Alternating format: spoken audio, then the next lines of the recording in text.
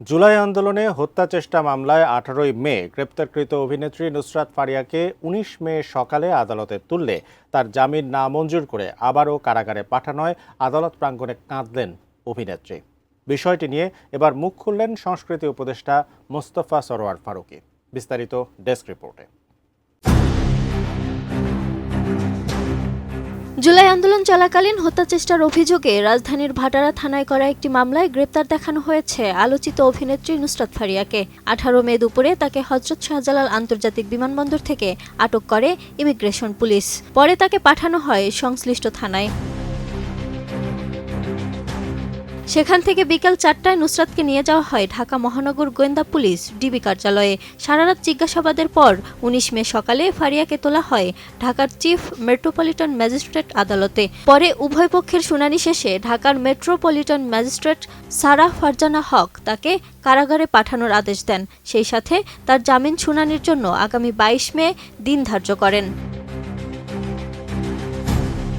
এদিন সকাল 8:30টায় নুসরাত ফারিয়াকে আদালতের হাজতখানায় হাজির করে পুলিশ।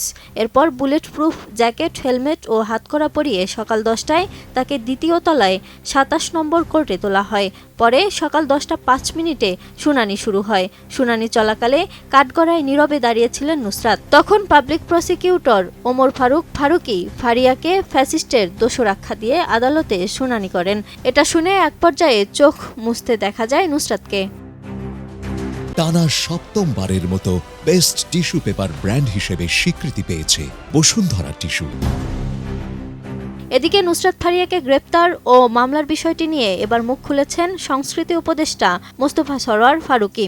19 মে এক ফেসবুক স্ট্যাটাসে তিনি লিখেছেন, তিনি সাধারণত চেষ্টা করেন তার মন্ত্রণালয়ের কাজের বাইরে কথা না বলতে, কিন্তু তার তো একটা পরিচয় আছে।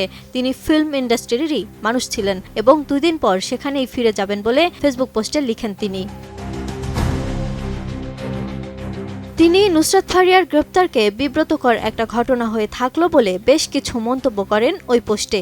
জুলাইয়ের প্রকৃত অপরাধীদের বিচার করা ঢালাও মামলার ক্ষেত্রে প্রাথমিক তদন্তে জুলাইয়ের সাথে সংশ্লিষ্টতা না থাকলে কাউকে গ্রেপ্তার করা হবে না বলেই সংশ্লিষ্ট নীতিতে ছিল বলে জানান তিনি। ওই পোস্টে ফারুকী আরও লিখেন, ফারিয়ার বিরুদ্ধে এই মামলা অনেক দিন ধরেই ছিল। সরকারের পক্ষ থেকে তদন্ত শেষ হওয়ার আগে গ্রেপ্তারের কোনো উদ্যোগ নেয়ার বিষয় তার নজরে আসেনি, কিন্তু এয়ারপোর্টে যাওয়ার পরেই এই ঘটনাটা ঘটার জন্য দুঃখ প্রকাশ করেন তিনি। কয়েকদিন আগে ব্যারিস্টার আন্দালিব পার্থের স্ত্রীর সঙ্গেও এরকম একটা ঘটনা ঘটেছে বলে ওই পোস্টে উল্লেখ করেন তিনি। তিনি জানান, এইসব ঘটনা কোনোভাবেই সমর্থনযোগ্য না। সর্বশেষ ফারিয়া আইনি প্রতিকার পাবে বলেও আশ্বাস দেন সংস্কৃতি উপদেষ্টা Mostofa Sarwar Farooki. Lima Sayanti, desk report, 18 news.